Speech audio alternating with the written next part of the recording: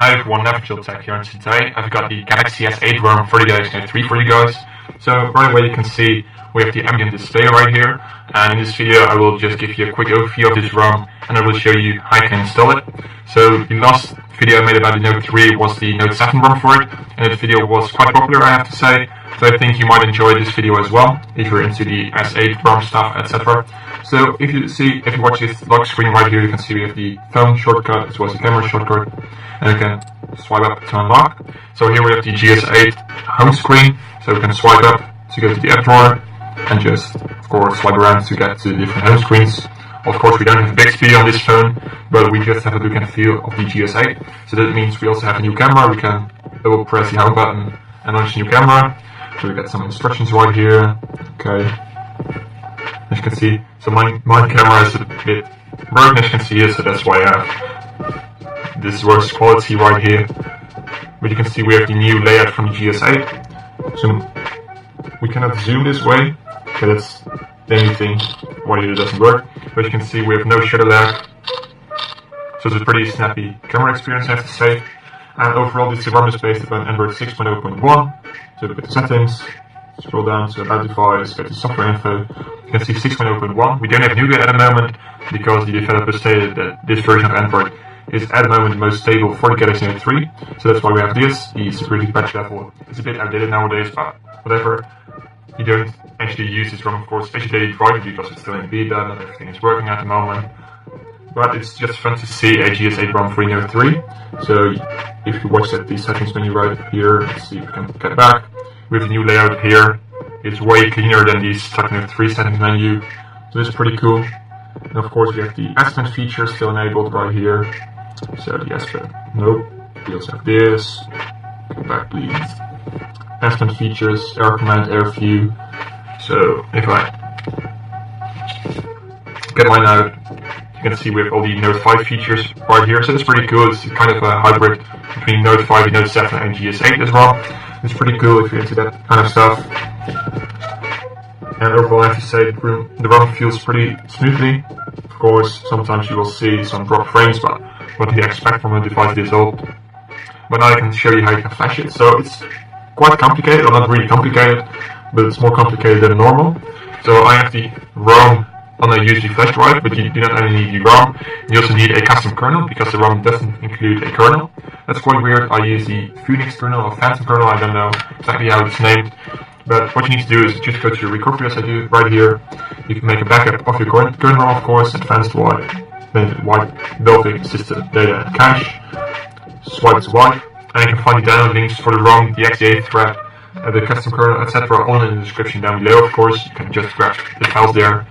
So I've put them on a USB flash drive.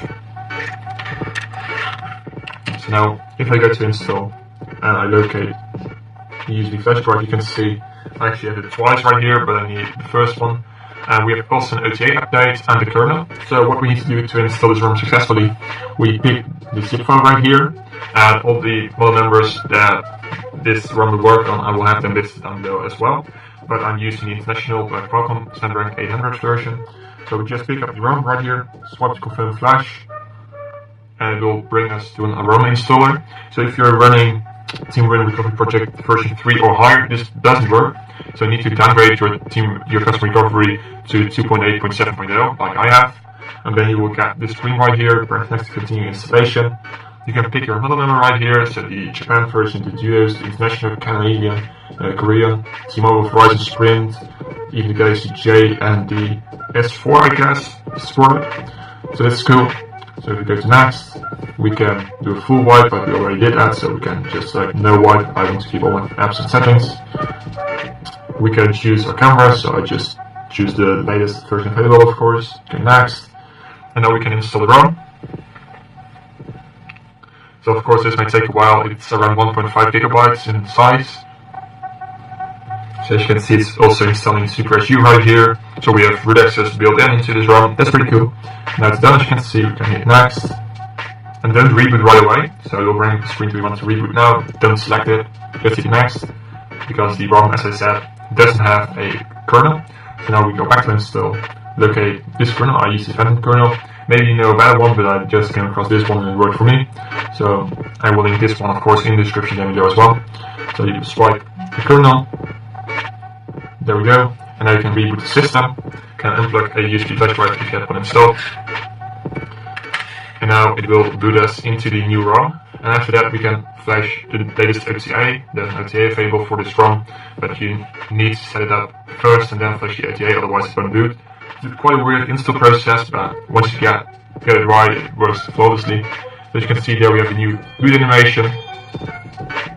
And the first boot took like 15 minutes for me, so that's quite a long time. So don't panic right away that you have a boot loop.